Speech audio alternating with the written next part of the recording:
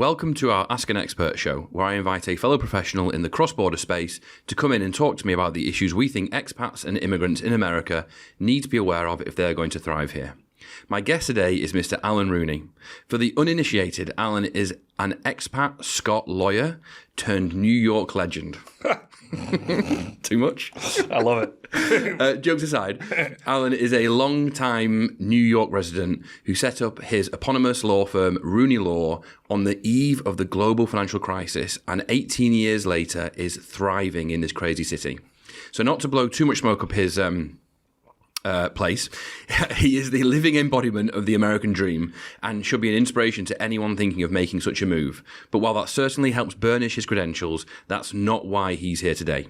Allan is here with me today because Rooney Law has a clear focus on cross-border matters, especially helping non-US companies expand into America successfully, which, as per all things America, is never quite as easy, straightforward and inexpensive as it appears at first glance. And of course, this dovetails beautifully with what we're all about, which is helping expatriates, i.e. the people behind such companies, thrive in America. So, without further ado, let's get into this. Hi, Allan. Welcome to We're the Brits in America. Thanks very much. I'm excited to be here and very flattered by your intro. I don't know if I can live up to that, but we'll try. Yeah, well, let's go. So let's start with if you'll tell us, that's my interpretation of your story. Why don't you tell us who you are? Yeah, well, I grew up in Glasgow area in the kind of. I was born in the late 70s, so 80s and 90s, were kind of coming of age, then went to Edinburgh University, studied law. I was quite bright in high school, had good grades, became decidedly average when I entered law school and was a kind of B and C student guy. And I didn't really like it, to be honest, but I got this opportunity to come to America to study, if you recall, going to University of Texas Law School.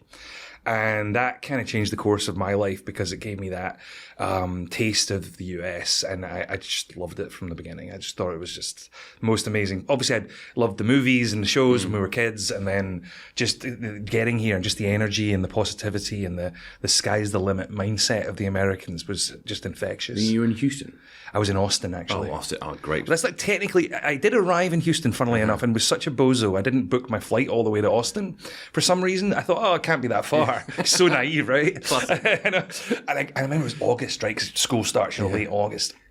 I go outside in Houston, it's like 110 and humid. And I've got my trolley, my like backpack, student backpack, whatever. I go outside and I just turn around and go straight back in the terminal. I'm like, there's no way I can survive here. There's just like, how can any human exist in these conditions? It's so hot. It's like winter up here. Like your reptilian brain kicks in when it's that cold. You just think like, how did the first settlers not think, nope, I'm going down south. It's staggering, actually. We were just in Tennessee at the weekend, and that's really mountainous and beautiful, the Smoky Mountains. We took the kids to Dollywood, the amusement park. But that reminds you of home a little bit. It's quite green and everything, but man, it's hot in the summer down in the south. Anyway, got that experience, got back to Edinburgh for a year, I'm going to tell my whole life story. You asked me who I am, please, right? Yeah. So last year in Edinburgh, finish off 4-year degree. Really want to get a job, managed to land a position in New York, trading commodities of all things, in 1999, right before the other big recession is when I got here. And it was boomtown when I got to New York. And it was, for the moment I stepped onto Fifth Avenue, I was like, this place is amazing. Trading commodities? Are you like open outcry? It wasn't, it was secondary market in a way. So there's the NYMEX exchange, which you're talking about, is the, Trading Places, the movie, we all know that. Well, of a certain age, you know that. But this guy actually, he was a guy that went to Oxford. He's a London guy, and he'd been here for a long time already, since the early 80s. And he had his own thing trading metals and chemicals. And I was basically a Mountbatten intern for him. Are you familiar with the Mountbatten program? The Mountbatten program is a New York exchange program that allows overseas people to come in and do jobs in New York for a year. Get experience, to do like a sort of mini MBA thing. And then you're supposed to go home. But of course, I wasn't deciding on going home. And managed to, I won't bore you with all the gory details, but didn't really think I'd be a lawyer. Thought I could do something else, but the visas kind of channel you into that, right? Because it's vocational visas. And I, wasn't married, didn't have a green card, and of course, being me, I was watching a Celtic game in the Boozer, and the bartender was like, "What's your story?" And I'm like, "Well, I'm out of work now, and I'm trying to find a job in New York, and I've got a law degree, but I've been doing this trading stuff." And he's like, "Well, there's all these people from Deloitte come in here and drink. You should definitely email this lady."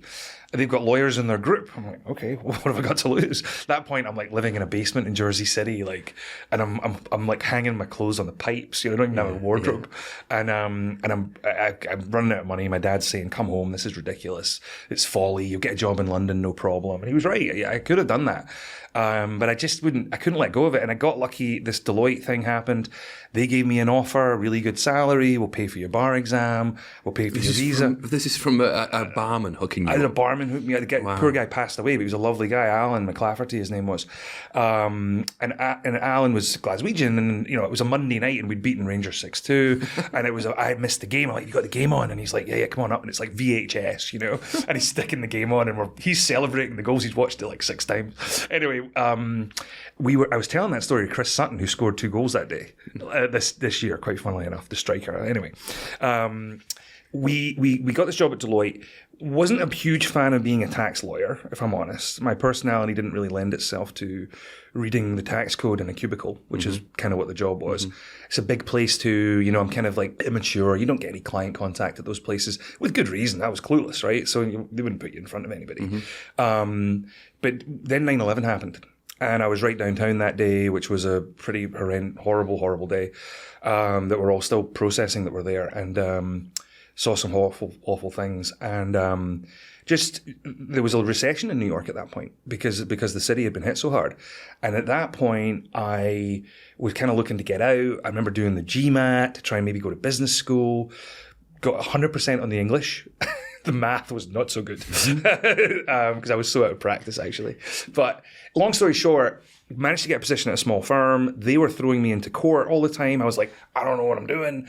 And the guy was like, "You'll figure it out." And you were getting so much exposure. I was like, I quite like this being a lawyer thing. It's quite fun. Wait, litigation? Yeah, I did commercial litigation for this guy. He was at a fancy law firm for a long time called Sullivan and Cromwell. And then he started his own firm. And I got really lucky because the training he gave me was amazing. It was like really high quality white shoe law firm standard training, which you don't get everywhere. And I didn't go to a traditional big firm, right? So I was lucky to have, he was a very exacting boss, but the training was amazing. And did that. And then those guys were kind of like, I'm getting to the end of the question, I think. Basically, they weren't paying me that much, but I was enjoying it. And I said, "Guys, how do I make more money?" And they said, "Look, if you bring in business, we will give you a percentage." So I start in my mid to late 20s, which is not an easy age to bring in work when you're a lawyer, less of the grey hair, etc. You basically someone's co-op condo closing, someone's will, then I get a business client, and I've got this little book of business that's growing. And the gentleman at that point were like, "Oh, that's good." And then they were going to sponsor my green card, and they basically decided they didn't want to do that for reasons I won't really go into. Meanwhile, I'd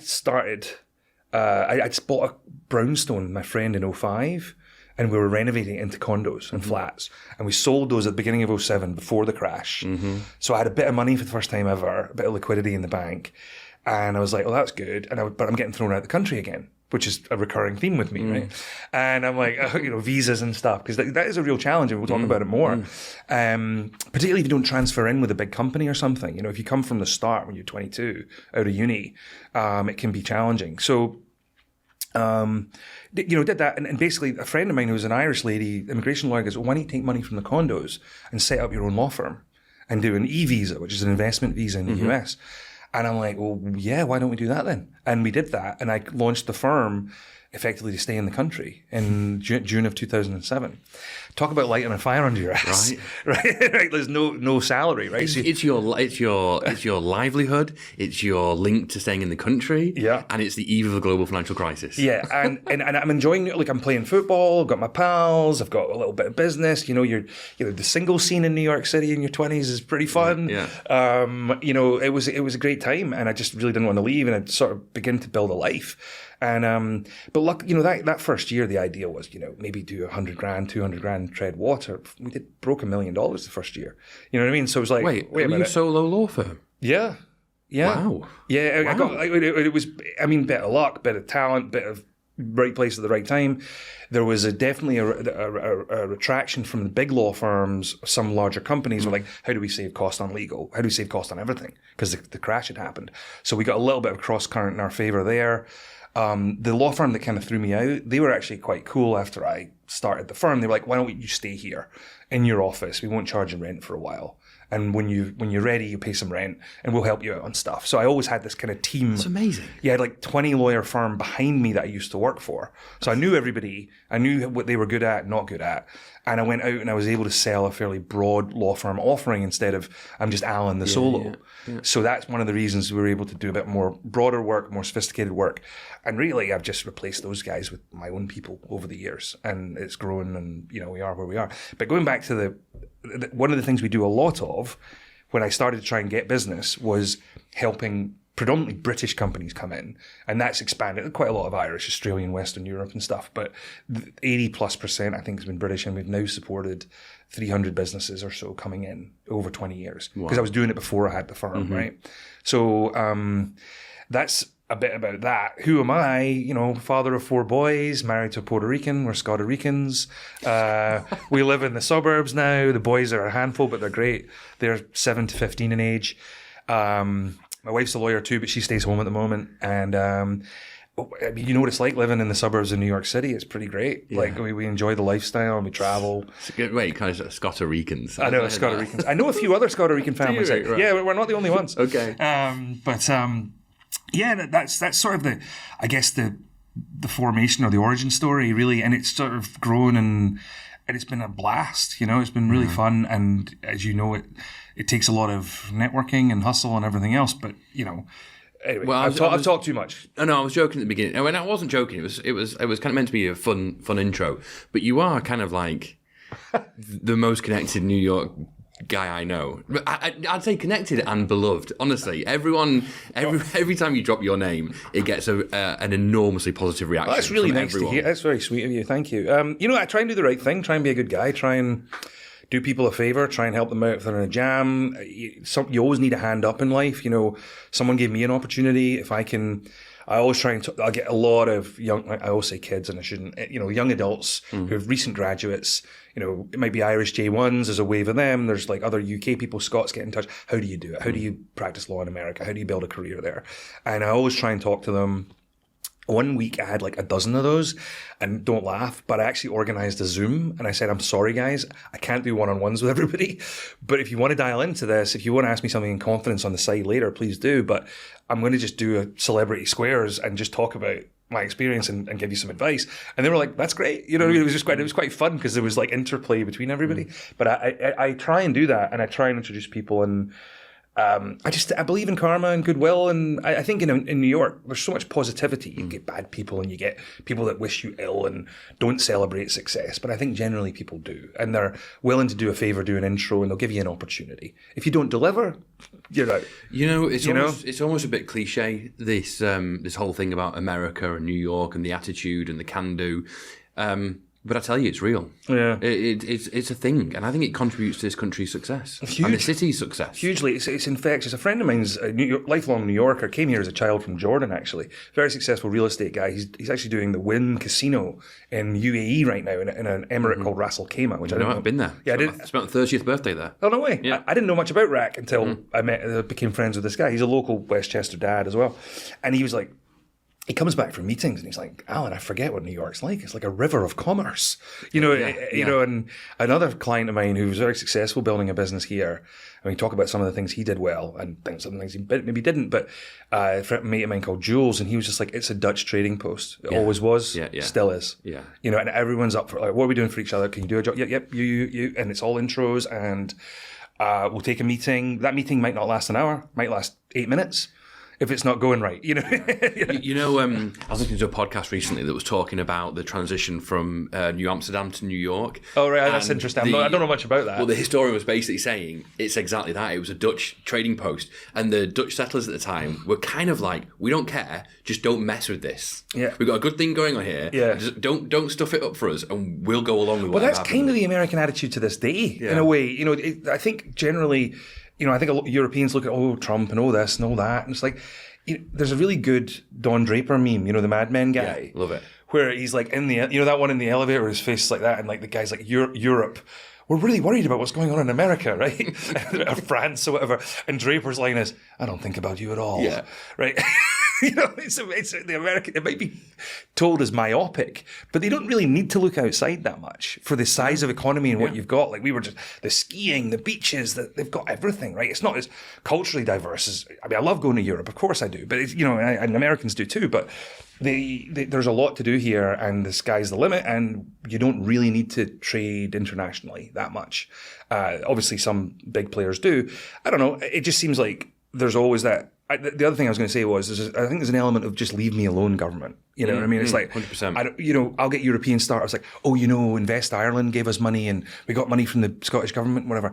An American entrepreneur would be like, I don't want government anywhere near my business. It is the American attitude, But there's, to your earlier point and to lay up, there's so many foreign founders come in who smash it here, right? And that's why America needs, and Reagan there's a good Reagan piece on this, and I'm not a Republican, but he talks about bringing the best and brightest to this country. That beacon on the hill, that place where you can be successful, get rich, be free. They won't take it away from you. Laws work, until recently with our friend Donald. But, laws work, there's rule of law. Like, all of that attracts the world's best and brightest. 100%. Which is a massive engine for us as Americans. And I just hope I hope they're not damaging it. We can't balls that up. I heard that is the single most important thing. I heard another stat recently. Startups funding for every 5 million of funding in America, the equivalent is 1 million in Europe. Yeah, it's a wash of capital, opportunity, infrastructure, regulate. Have you heard the saying? America innovates, China replicates, Europe regulates. Yes. And obviously these are throwaway. Well, they're generalisms, but they're somewhat true. And some true. And look, and the fact that FANG is all here.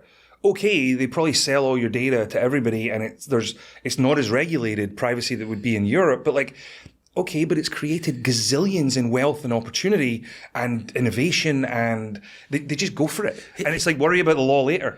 Alan, I think so. Europeans are older. It's an older society, and I think it's a more mature society. And I think as a society gets older and more mature, it's a natural impulse of leaders to want to protect and regulate. And I think all the arguably over-regulation in Europe has come from a good place. But I think it's undoubtedly stifled the economy. And then when you come here and you see slightly more laissez-faire attitude, but you realise what it's unleashed, and yes, there's some downsides to that, but look at what it's unleashed, and you realise, I do think that has to be protected now, and I do think there is an instinct of governments to come in and over-regulate. Not in the current administration, probably. Although that pendulum has swung. There are weird cross currents, right? Like, so immigration's a tricky one, but something had to happen there. You know what I mean? And nobody wants to see some of the awful things that ICE is doing, but something has to happen on it. You can't just have an open border. It's a very tough issue, and but there's a lot of really hard-working immigrants out there that don't have their papers, that just want to hustle and provide for their kids, and I've got a lot of time for those people. I don't know, it's a tough one. Anyway, I think we're flipped here. We have delved into we've gotten off track. Perhaps let's back away from the politics.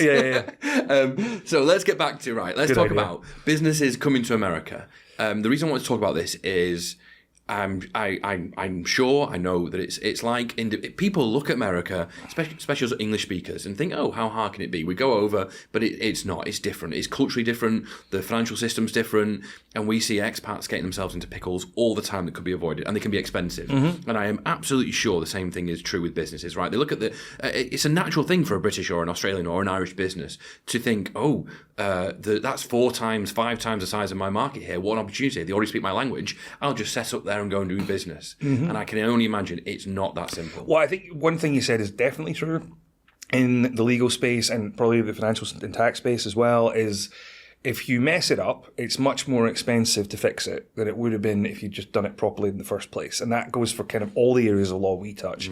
And we help companies, and we've expanded our offering over the years, but it's basically let's say they're they're looking at the market. It's usually the first conversation is like, I think I'm ready to set up.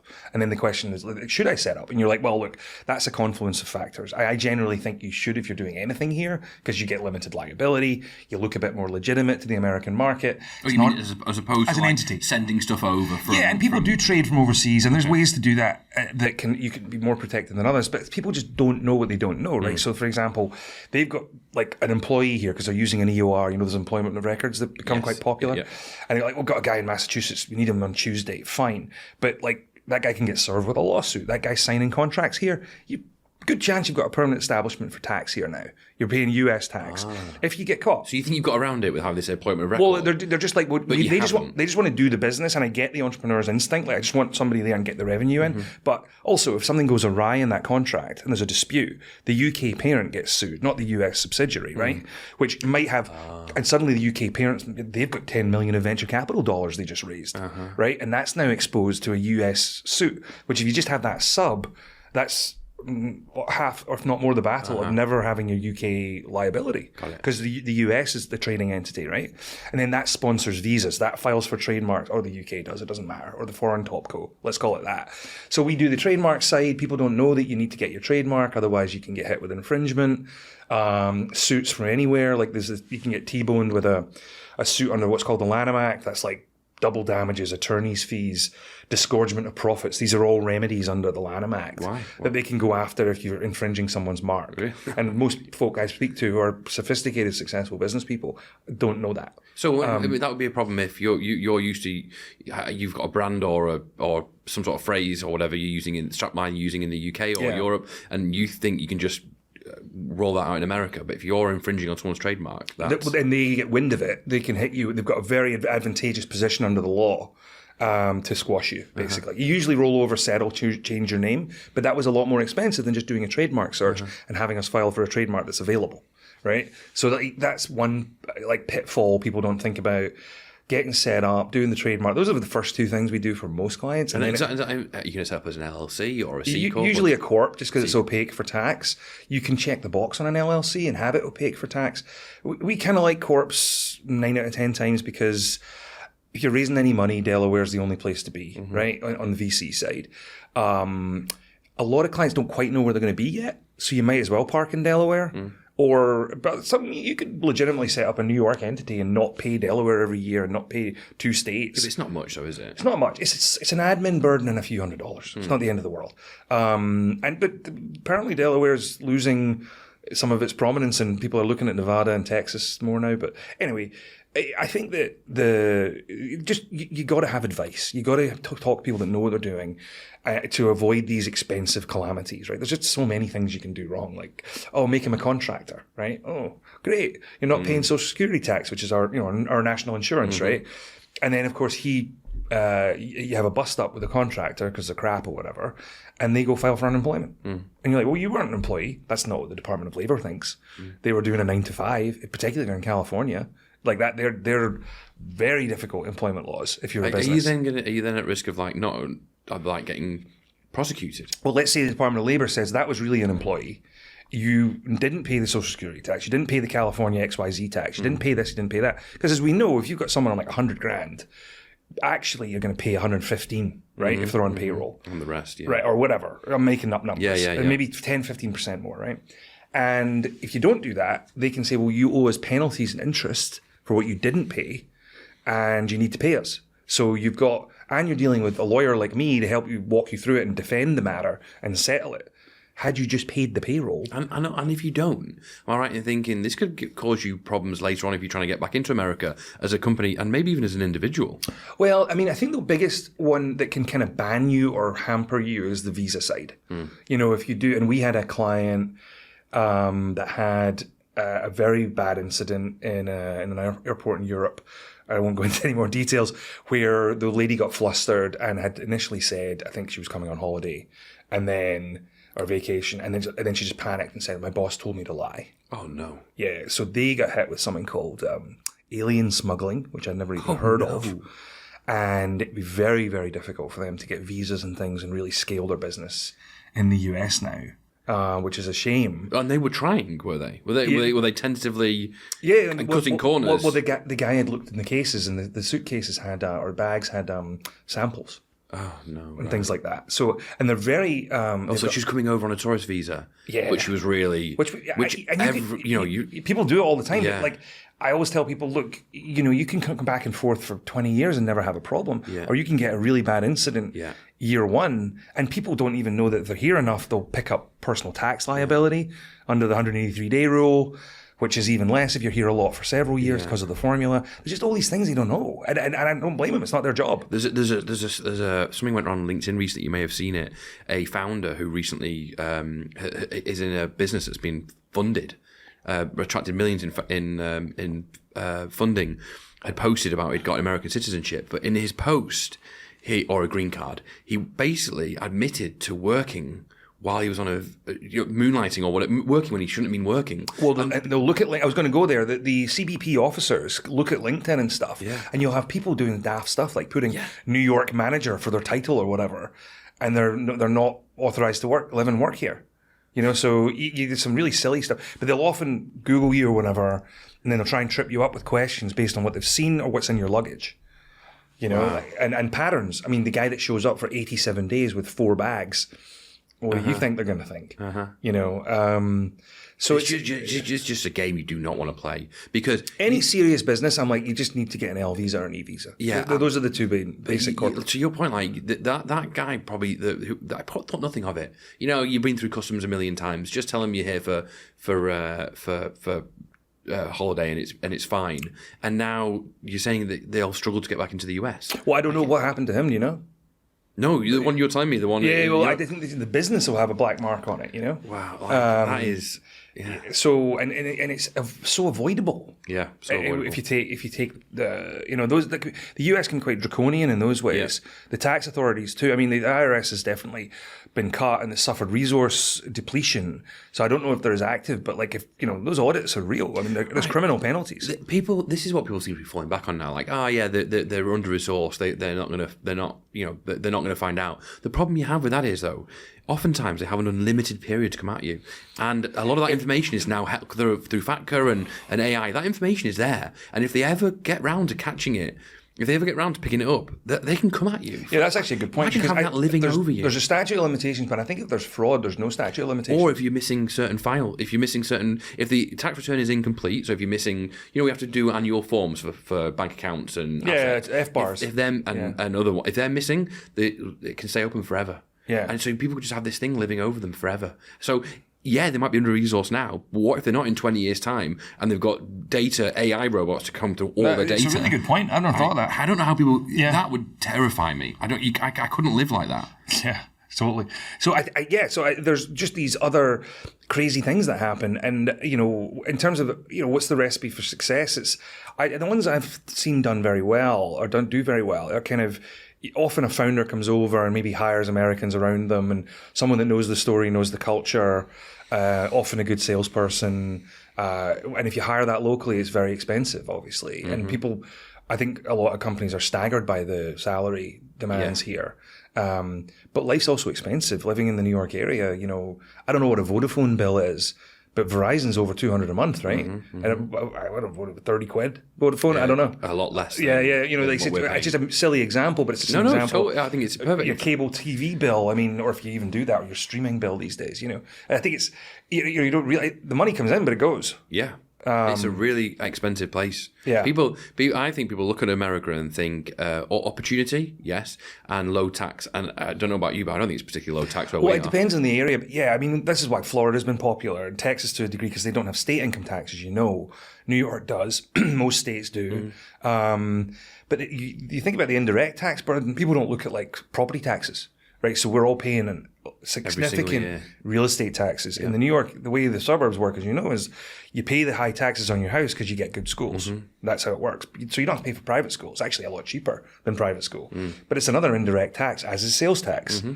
Look at the phone bill. I never look at them anymore, but little charges at the end. You're like, what are those taxes? Just like, it's when you check out of the hotel and there's 18 different taxes and a resort fee. I saw Airbnb is charging those now too. Of course they are. Of course they are. It's called gotcha capitalism. Yeah, but it's not just capitalism. It's also the town and the municipality and the state and the federal.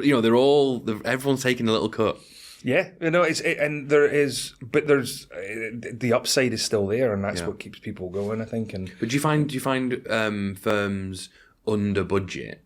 They might apply a European or a British or an Australian, whatever style budget to, okay, it's going to cost this much to launch in America. And the reality is once you factor in legal fees, because you need to have a budget for legal fees, once you factor in cost of hiring people, it's way more. Yeah, I mean, we try and do actually pretty inexpensive flat fees for the setup, the trademark, your first employment agreement. Some things are hourly rate, but we've commoditized those a bit. Mm-hmm. And occasionally we lose on those, but we do it partly because the client gets certainty, right? So they then on board with you. And then you're their lawyer, unless you do something silly or you fall out or something. Like generally they'll come back to you with issues and you've got the client will hopefully stick with you for the journey. And so the loss leaders a little bit.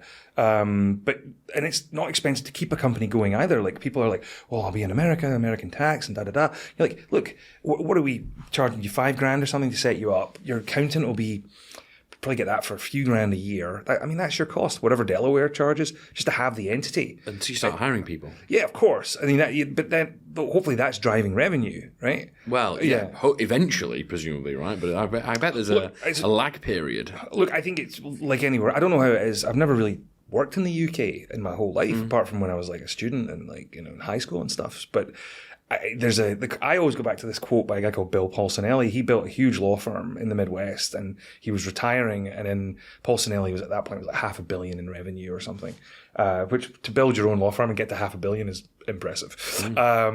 Hats off, Bill. And they were like, what's your secret, Bill? How did you do this?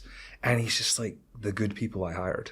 Good people around you is everything, I think, and it's just sort of, and we've had bad people in our businesses too. I don't mean bad as in wicked. I mean, just not very effective or lazy or somewhat incompetent. Or a bad fit. Yeah, about our culture fit. And it screws up everything in the business, right? And so there's a bit of luck in hiring, I think. Timing. Obviously, we do equity compensation plans for companies want to do restricted stock or stock options. That's a way to incentivize and maybe dial down salary a bit, but give them upside in equity. Is that a big thing for non-U? That's huge here, obviously. Is that a huge thing outside of the US? I mean, the UK, I'm not a UK lawyer, but they always talk about EMI schemes and stuff, or whatever they're called, or USCIS. I think that's for investors. But basically, there are incentive schemes in the UK. I know that. No, but are you finding that the firms that are coming to America are very open to this? Well, what they'll try and do is replicate what they've got at home sometimes. And they'll be like, how do we do that in America? And it's like, well, you can't put a round peg in a square hole, right? You could have that plan and you can put them in it probably, but they might not get the optimized tax treatment that the person in London's getting, right? But you can build a plan. And the ones that get big, they build a plan here. They do something that, and you can do different things. It depends on the business. If you're a privately held, closely held business, you might find a key person and give them 10% of the American business, invest it over 4 years or something like that, right? And you have a structure, and the documents we do are like, if they don't work out, you can basically get that equity back. So you don't have floating dead equity out there because you don't want that, because you want to re-incentivize who's working in the business now. But that can work. And the other thing is they get really good tax treatment. The person who's the recipient gets does what's called a Section 83B election, and when they do that, they get that equity into income year one, even though it's not vested. So their basis in the stock is really cheap. So let's say I've just started this American arm of a French business. That American entity is worth nothing, basically, when it starts. So that person's paying, tuppence halfpenny, to use a phrase from home, in tax, but it gets the upside if there's growth, right? So there are tools like that. And the sooner you do that, the better the tax outcome for the individual. Again, people don't know that. Like the earlier you're speaking to people. So in our first chat with a client, we usually go through all of this in like an hour and point out all these things. And they often come off going, well, even if they don't hire us, they're always like, that was really helpful. How are these businesses finding you? I wish if I knew that I could do more of it, right? No, it's a joke, but it's it's just referrals, introductions, the odd Google thing, but I mean, really, it's relationships and former clients recommending, current clients recommending, people in the ecosystem, the cross-border ecosystem, as you mentioned, may refer in because they know we do a lot of this. Funnily enough, big law firms, you might think they're a competitor, but they're not. We don't compete. They're in a different stratosphere. And God bless them for getting, 2,500 an hour or whatever they get. But we're less than half of that. And we think we can do a lot of the things they can do. And we're often across the table in M&A transactions from, call it, I don't know, Cleary, Latham, big name law firms, which is great. We enjoy that. It's like a kind of good run out, but these guys send us stuff when it's not a fit or the costs don't work, right? So partners at large firms, some of them I played football with 25 years ago. It's a long time ago. And they're like, I'll go to Rooney because they do it. They can do M&A, but it's only a $10 million deal. And our fees will probably be $3 million. So you don't want to do that. You want to go to a boutique that can do it more cost effectively. So actually we pair really well with some of the big law firms who are looking to get a safe pair of hands for people that come to them, but they can't necessarily tolerate that cost, or they sometimes have a conflict as well. Do you see much difference between if you have a British firm looking to expand, or an Irish firm, or an Australian firm, or a European? Is it very different? Is it different working with these companies, their approaches, or is it all muchness? Everyone has their own sort of culture, of course. I think. I don't think Ireland would be pleased if I said they were in the Commonwealth, because I'm not. But the sort of Commonwealth culture of your Canadians, your Aussies, your Brits, there's a certain commonality we all have. We all kind of, I think our culture in those countries is closer to each other than it is to America's culture, right? Even though we do have the common language and we have stuff in common with America. I'd say 100%. America's been independent longer, right? It's gone its own way longer. It's bigger. It was massively successful. Our manufacturing capability basically won the Second World War, right? And from that point over, the world was devastated and America could just fly, right? In the 50s and 60s and the last century. And I think, you've got a lot in common. I don't see a big difference. Maybe they're talking about Aussie rules and the other guys are talking about the Arsenal or whatever. But I tend to, you're getting to know people, you're building a rapport. So yeah, we're talking about rugby and football and, kind of what's going on. I keep, you're always, my Insta feed at the moment is all like Spider-Man is being shot in Glasgow. So you sort of stay connected a little bit through, I try and minimize the social, but we all do. But, staying on top of things, being able to chat topically. And I find it, if they're coming here, they tend to be my kind of people usually. 100%.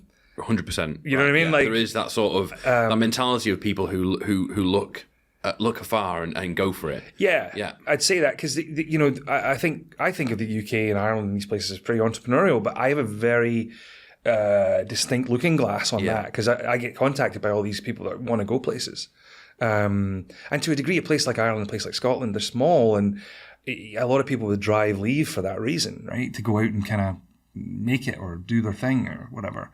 But yeah. Are you seeing any particular demand from any one location right now? Is anywhere, like right now, Portugal, Americans are fleeing to Portugal. Right? Is there anything on the other? So they say. I think in Portugal they definitely think oh, really? That, I don't know what the numbers are, to be honest. You hear Ellen's moved to the Cotswolds or whatever. Yeah, she definitely has. She's selling a £30 million farmhouse. I don't know why, but they're I'm sure she'll enjoy the rain versus California. Yeah, I'm sure.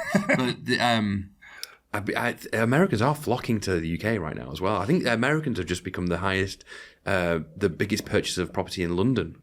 Oh, really? Because for a while there, it was a lot of Middle Eastern money and stuff, now right? It's London. And they're definitely flocking to Portugal. And Portugal's having a bit of a reckoning with all these expats. Not just America. Those golden visas or whatever. Yeah. But do you see, is there any one jurisdiction that's, really just minting entrepreneurial businesses that are coming to America right now and then being successful? Oh, you're talking about the origin state. I'd say it's the normal clip, but the tariffs definitely gave us an uptick. We're getting a lot more calls with that. People were thinking, maybe I need to kind of onshore in a way that perhaps they were like, well, maybe I'll wait, and then they started to get worse. So that have you seen that actually? Then so there's one thing getting an uptick in interest. Have you actually seen that translate into? Yeah, a little bit. I'd say it kind of tailed off when he tailed off, you know, and kind of said, "Oh, we're pausing it." I mean, the tariffs are all going in now, and I was speaking to a guy in the apparel business, and he was like, I was hoping he'd do a podcast with us. I thought it was very interesting. He was just like, "I've got a whole line of materials and textiles from India, and I've got a whole line from China. I was at the trade show. They don't even want to look at my Chinese stuff, and I've already bought it. You know what I mean? And then and the Indian stuff comes in, bang, your account is just ACH'd out. Your tariff money just goes to the government. It's tax, right? Yeah, no, totally. You know what I mean? And speaking of tax, it's another one. Now, maybe some of this is valid, and you know, anyway, I don't want to get into politics, but it's definitely interesting times. But in terms of jurisdictions, the tariffs had an uptick, and then because some of our clients don't make anything, their services, their tech, their digital stacks, their software, they don't. Obviously, tariffs don't really apply. I guess Trump will try and figure that out at some point.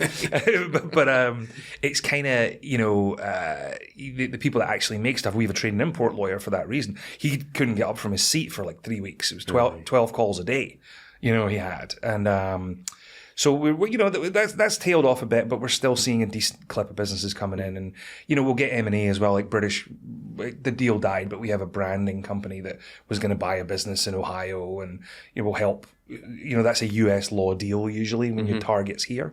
So the cross-border M&A is a part of what we do, and that's a good way to come in. If you've got the money, it's a really good way to come in, right? So I'm a British business, buy a business in the US. Yeah, advantages are speed to market, and revenue, people, structure, all of that. Maybe real estate, well, depending on what you're buying. Obviously, cost you money is the downside. But, you know, there's sometimes there's seller financing components, there's earn-out components, but usually you'll need, you know, several million up front, whatever the structure is. And but, you know, increasingly UK companies are PE backed, and they've got a bit of money to throw around. The Europeans tend to shy away from the American price tags is the problem. Into the American price tags. The valuations here, they think are toppy. Oh, yeah, okay, right. They think they're toppy compared to Europe, and maybe they are, but you're getting on a faster ladder. 100%. You know what I mean? It costs more to get in, but, you know, and there's metrics, and look, there's a science of it. Like the iBankers we work with, investment bankers, send us these transactions, right? And they've got EBITDA multiples, you know, off the top of their head of what this business goes for. There's a market, right? So it's interesting to see that stuff, and I think that, you know, love to do more of that, because that's a chunkier piece of work for us than just setting someone up. But the you know, the land and expand model of, you know, they set up the company, but then they need an employment thing, then they come back to us for visa. Visas take ages. You've got to plan those. It's 3 to 6 months at least to get a visa. Trademarks take a year and a half. Nobody can believe that. Right. So if I'm a business, I'm in the UK now, or I'm in Ireland or Australia, wherever I am, and I've got my eye on America. What would you say? What would your advice be to someone? Well, you have to be ready. You have to have the executive bandwidth to think to put towards it, right? You can't, if Dublin's going to fall over because you moved to America, then that's probably not a good idea. So you've got to be ready, and that's a gut feel thing. It's a business thing. I talk about this confluence of factors, you know, fact patterns we see all the time. I mean, we've really done everything. We've had clients in every sector, pretty much. The common theme is they're coming from somewhere else. But their law needs are very similar. Like, they don't really want to hear that, right? They don't want to hear how many companies like this Marcom's agency from London have you. And it turns out we've represented loads. And we do understand advertising. It's probably one of our busiest sectors that we work in. But their employment law is exactly the same as yours, right? It doesn't matter that, you know, the client is in X sector, right? You know, a tech company might be more equity heavy, stock options, whatever, but there are variances. A regulated industry is different, healthcare, whatever. But the advice would here's what I've seen, and I think it's opportunism. Like, actually, we do a lot of work for Barclays, and they've asked if we can help in New York. And that was one client of mine that did very well, got up to over 100 people in New York. I think one of their initial kind of linchpin clients was can you help us in America thing? And if you've got that, you need a business case, right? I think your investors would be like, what are you doing if you just sort of like move over and start chapping on doors? That might be successful, but I think most businesses want to see like, okay, well, where's revenue going to be? Do we have any revenue already? How are we going to staff this? A lot of companies quite successfully do an arbitrage, right? We've got a client who does all the work happens in Leeds, pretty much. And there's 2 sales guys in New York going around who are expensive, but they're getting the labor, the execution's done for it's like, you know, Wait, and they've set up an entity here, directly employed 2 Americans. not sure, to be honest. All right, but everything's done. So they're not doing that employment record thing. They have an entity here, limited liability, but everything's. The sales guys are here, but the team's all in the UK. The And arbitrage is a big thing. My marketing company is in the UK for a number of reasons. But one of them is our web guy's in Belfast. He's great and he's very reasonable. You know, and we have a couple of people in the Philippines. You know, there's definitely after COVID, particularly, right? We all realize we can do. I talked to another law firm. They're all over the place. They've got people everywhere. We're generally in New York area, a couple of people in Chicago, California. But, you know, paying New York lawyer salaries isn't cheap. So you got to keep people busy. You know, you've mentioned it a couple of times, and I've heard it before. This idea that you want to be sending over someone senior, ideally a founder. I think so. I think the telling that story or culture is important, right? And I think that knowing the product, people often talk about product market fit, which is a bit jargony, but that's what a lot of these guys that are in the space will talk about. People don't really ask their lawyers about that. You know what I mean? Like, if we're on the clock, we're expensive. So you only really want to use your counsel judiciously, right? Which is a shame with the billable hour model, which is going to be challenged with AI and is always under discussion and review, because you could call your lawyer like, I need that help, but he charges me every time. And it's true. American law firms, they bill for everything. You know, they're taking the file off, bringing the file down, thinking about the file. You know what I mean? Like, it's just the meter's on. And I think some overseas clients find that a little jarring at first. And I've had a few awkward conversations with, like, do you guys just bill for everything? I was like, sorry, it's just the way it is in America. And you can, I'm not unusual. You think of me as British because of how I sound, probably, but I'm an American lawyer, and this is an American business and an American law firm I'm running. Everyone that works, American costs. Most of the people that work for me are American. Like, sorry, it's just how it is. And if you get fed up and leave, it will be exactly the same across the street. But that's your call. But I think a lot of clients end up sticking with us just because, you know, we're certainly not the cheapest law firm in New York, but we can do pretty much everything they need. And it's hard. You can't really get a solo that does that. You need a little bit of bread. You need 8, 10, 12 lawyers that do different things. You've got employment, you've got visa, you've got this, you've got that. Not one lawyer can do all that. I think the cross-border thing helps as well. The fact you're an expat, the fact you've made it here, the fact you can say to someone, look, you should be thinking about sending so-and-so, or even you. Well, there's no question. And then we do a ton of introductions. I'm sure you do as well. Like, just plugging people into the market. Like, 100%. Here's a few accounting options. Here's some banking introductions. Here's commercial insurance guys. What else? Payroll and benefit providers. We're always doing that. And, you know, you take the recommendation because we've been in market so long. And you need, you know, where we play, like a Chris is a good example. He's not a CPA as much. Chris does expat tax, as you know. Shout out to Chris Hall, and he does tax equalization, global mobility stuff. We need CPAs that do annual filings and do transfer pricing. So your guy in the back of the deli that does the local guy's tax return isn't going to do transfer pricing. So you kind of, you need that mid-market sophistication, but no disrespect to the big four, most of our clients can't afford the US big four. And sometimes they'll often be using, there's all these like traps, right? They're using BDO in York, and they're like, well, they're great BDO. And I'm like, I'm sure they are. They're going to be triple the price in New York, though. And they're like, really? Yes. So there's market education things. There's just, finding your feet, trying not to make those mistakes. The biggest thing is just take advice, Yes. Yes. But I echo that, because I think people, and I think it's going to get worse, is the AI. AI is enormously useful, but use it to start a conversation and research an area. Don't use it as like your advisor.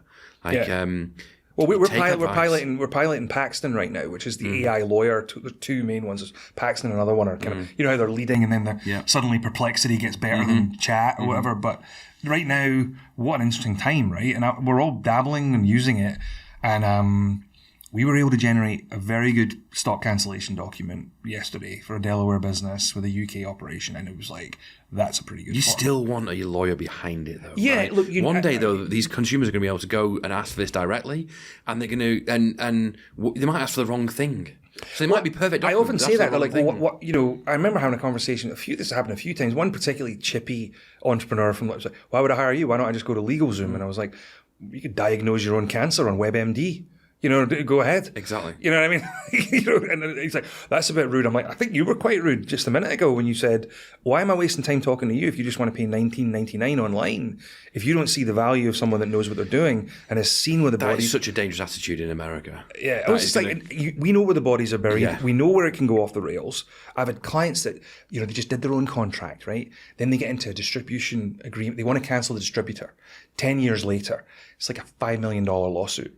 Because the clause is terrible. Had they paid a lawyer a few grand to negotiate that contract, that poor company ended up over $1 million in fees to us. Litigation. It's better to prepare than to repair. Yeah. Right? The preparation will cost you a few pennies, a few pounds, a few dollars, whatever. But the cost of repairing it in 10 years' time is 10, 20, 50 times that. This was one of the worst examples I've ever seen of like a poorly drafted contract costing them a fortune in litigation. We settled it, we got out of it, but it was like you can apply this to so many things. Taking advice where you come, whether it's setting up a business, whether it's pre-immigration, personal pre-immigration, before you leave, like so many of the landmines. It's such a complicated system, and there's so much bureaucracy. Like I'm a believer in specialty. Like if it sounds really kind of yucky, but like we talked to a school consultant in Brooklyn because we were like, I know nothing about these schools, really, right? I'm a lawyer, and this woman, all she does is advise on the different school options in Brooklyn. So we pay $500 for a session. Best money we ever spent. It was great. You've got to respect. Is that why you live in the burbs now? Yeah. No, we stuck it out for a while. No, the problem was we had 4 kids. Right. I'll do it. 4 boys in a 2-bedroom wasn't going to go down too well. Wow, okay, that sounds snug. Yes, indeed. So they're big now, so they wouldn't fit. But I think take advice. And look, one thing I say, people are like, well, you're going to say that, you're a lawyer, it's business for you.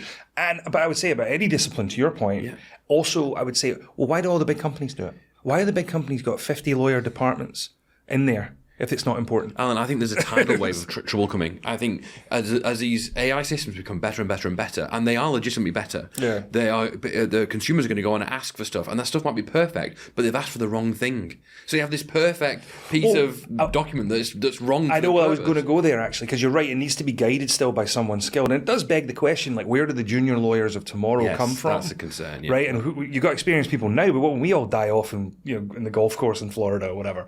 So that is interesting to me. And also the legal Zoom guy, you don't know what to buy. You can buy it, but you don't. Is it the right thing for you? Like, I don't know. It's an LLC, and it's like, well, an American can have an LLC, and it's a flow through for tax. It's a flow through for you. That means your UK parent is going to pay tax and file taxes in the US. Do you want that? Oh, I didn't know that because you wouldn't pay to talk to me. Right, okay, you didn't know that. That's these are the mishaps when you don't talk. Exactly. I mean, you get ones that you can't even prevent, like the ADA ones are crazy. We had a client that sells bikes and was sued by a blind woman. It's just the American disabilities. Correct. So if you don't have like a thing on your website, you can get sued and all. It's not something for the visually impaired, right? And it's not. I mean, there is the kind of all jokes aside about a blind woman and a bike, but it's not that. She has the right to get on that website to buy a bike for her brother or something, right? So and it's just kind of. You don't see that coming. Well, apparently, there's now people go looking for these problems. Well, there are these lawyer shops that are just basically trolls, and they make their money by just banging people for these lawsuits and settling them quick and grabbing $5,000 and on they go. So unfortunately, a well-meaning law, which is meant to help people with disabilities, which it should, it just becomes a racket. And this is the kind of downside of America. America is a land of opportunity, but sometimes people are chasing questionable opportunities. Well, it's a racket, but it is correcting a problem, I suppose. If you talk to one of those, I don't know any lawyers that do that, but they might tell you, well, now all these websites are compliant for blind people, so I can feel quite good about that, maybe. But they're just trying to make a buck, and that's America too. Yes. Right? And the entrepreneurialism... The hustle is real here. Staying with the law industry, though, I think class action lawyers, they get a terrible name, right? Like they're going after companies for you did this or whatever, and everybody gets 50 cents and the lawyers make $10 million. Yes, that is ridiculous. But they're a watchdog against corporates doing stuff and telling lies. And as you pointed out earlier, our regulators aren't necessarily doing a hell of a lot sometimes to prevent people poisoning rivers or whatever they're doing. So the excess of breaking the law and doing things that damage people is brought to redress. It is a form of self-regulation in a way, isn't it? And it's very entrepreneurial because those lawyers make a ton of money if they're successful. Yeah. So they invent these cases and I mean, sometimes they sound pretty frivolous, but I think some of them are.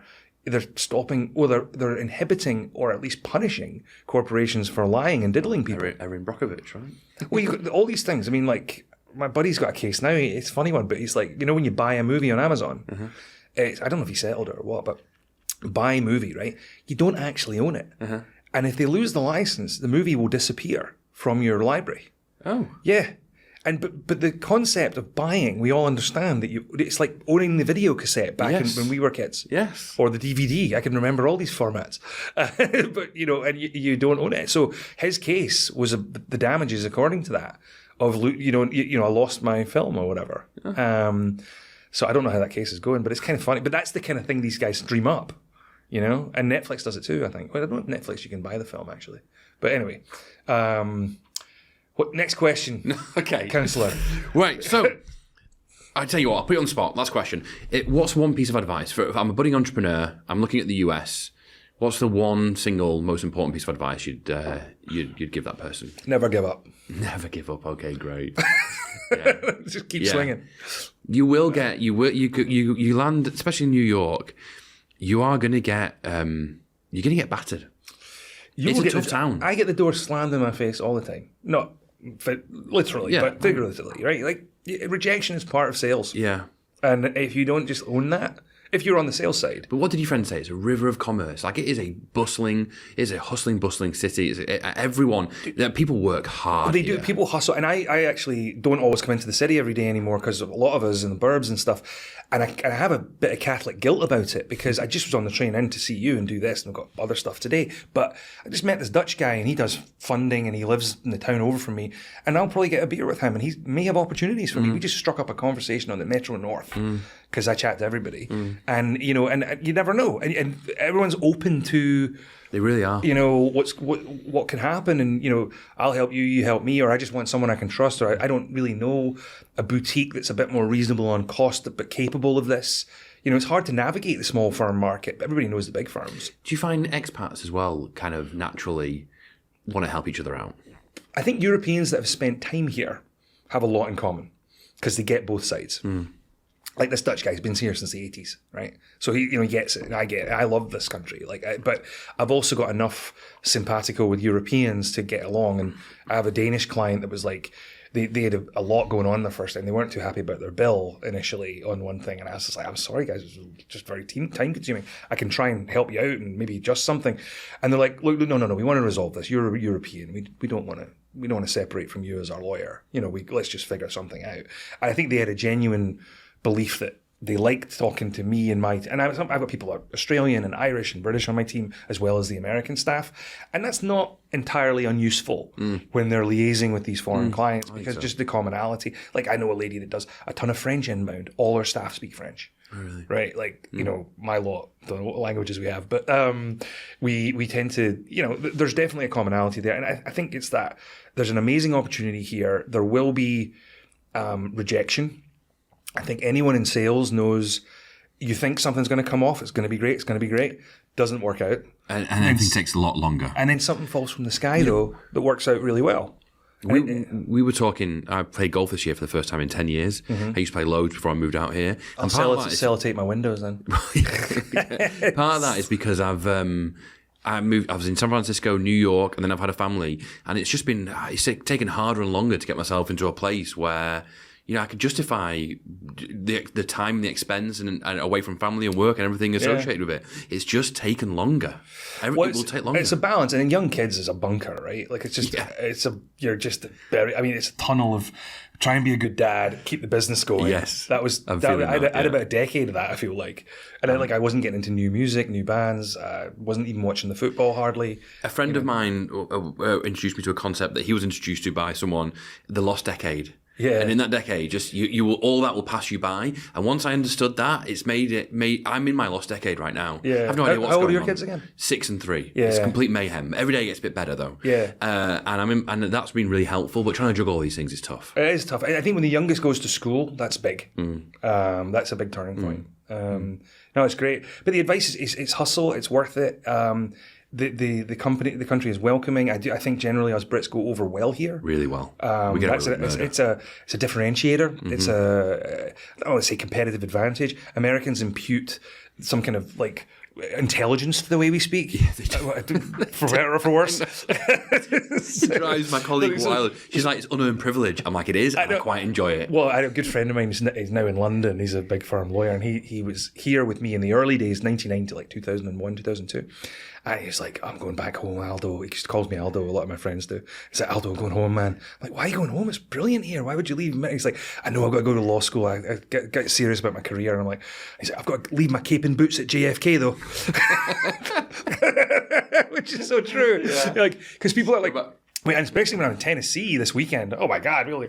Where are you from? Like in New York, people don't really ask. Yeah. You know, people don't care anymore. No, right? Or they, you know, it might be unless they're other expats. Or 3 conversations in, they might be like, "Oh, where are you from?" And it's funny, right? Because if you're a Northerner or a Glaswegian, you're not really particularly seen as that sophisticated at home. But you know, apparently, people love us here. Totally. I'll stay. I'll take it. You know. Well, so Alan, tell us where can people find you? It's Rooney.law is the website. People can email on there. They can get in touch. They can hit me up on LinkedIn. Anyway, really, I tend to. There's too many channels these days, but like, you know, use WhatsApp a lot, you know, to chat to people, and or we do Zoom and Teams and things like that, obviously. And you could. I think if you Google Allan Rooney and you spell it right, I come up. 2 L's. Yeah, 2 L's, 2 A's. It's the Scottish spelling, according to my mother. Thank you, Mum. 2 A's? 2 A's. Oh, I've been spelling it wrong then as well. I know. A lot of people put an E in there. Okay. Yes. No, I've not made that mistake. Yeah, I've shorted you on an A. Yeah, so it's and that is not commonly spelt that way, and it's sort of that comes up because it's not commonly spelt that way. Check him out on LinkedIn, folks. He's Allan and Rooney Law are quite active on LinkedIn. Correct. We try and do that stuff. We quite enjoy it, and you try and stay top of mind, right? Yeah. Cool. All right. Well, thank you for coming and talking to us, Alan. And that went so fast. Yeah. Good. I'm glad you enjoyed it. You have to come back. Yeah, no, it was fun. Thanks. We'll get Chris on, and we'll have a round table. Thanks so much for having me. You're very welcome. Thank you. Cool. Cheers, Alan.